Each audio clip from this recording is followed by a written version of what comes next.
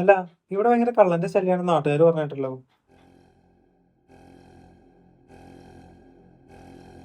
ഏയ് അത് ഒരു തവണ എങ്ങാണ്ട് അവരുടെ ചേട്ടന്റെ വീട്ടിലെങ്ങാണ്ട് കയറിയതാ.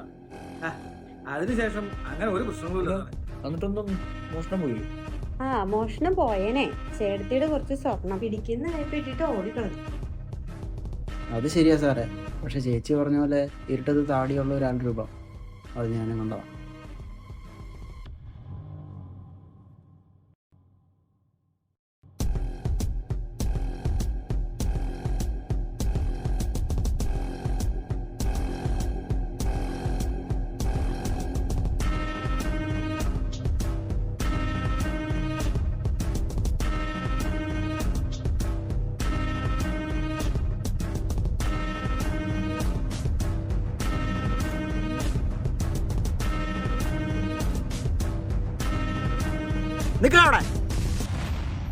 ശിവേട്ടനെ വിളിച്ച് പറ, നാളെ തന്നെ സാധനം എത്തിക്കാം.